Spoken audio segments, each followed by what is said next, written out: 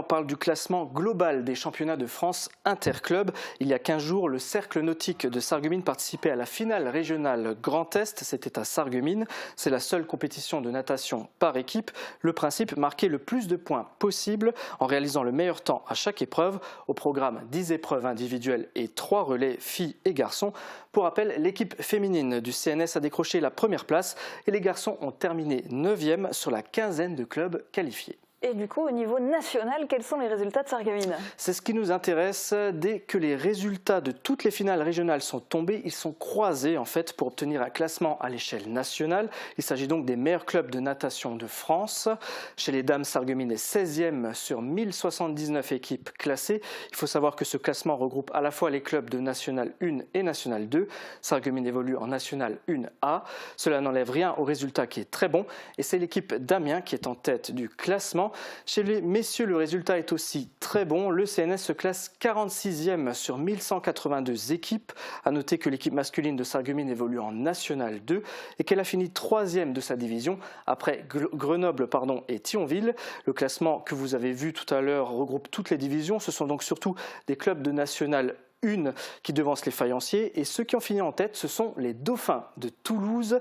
Attention tout de même, vous l'avez peut-être remarqué sur les tableaux, ces résultats sont encore provisoires, mais ils ne devraient pas énormément changer. On le savait déjà, mais on le rappelle, Sarreguemines reste donc un très bon club de natation. Bravo à eux. On a voulu d'ailleurs savoir ce qu'en pense l'entraîneur du club, Gilles Catani. On l'écoute. L'objectif c'était d'être dans le top 20 parce que le top 20 c'est la première division française on va dire et après ça se divise en plusieurs divisions donc du coup ça fait une vingtaine d'années qu'on se bat pour rester sur la NA, National 1. C'est objectif rempli. L'année dernière on était 19e donc cette année 16e, on a bien progressé, nos jeunes ont bien progressé donc ça nous a fait un petit bonus de points mais on voit que tout le monde progresse.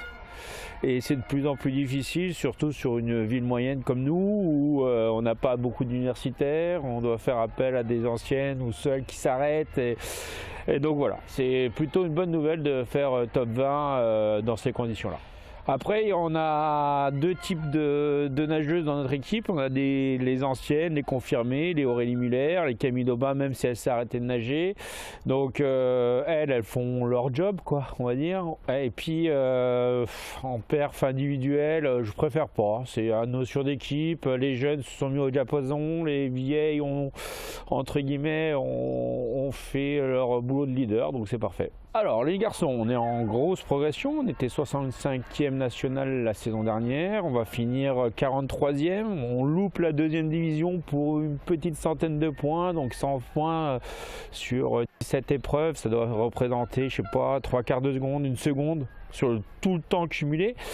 Donc c'est d'un côté un tout petit peu de frustration, mais encore une fois, on a une équipe très très jeune, de collégiens, lycéens essentiellement, donc l'avenir est plutôt devant nous pour les garçons.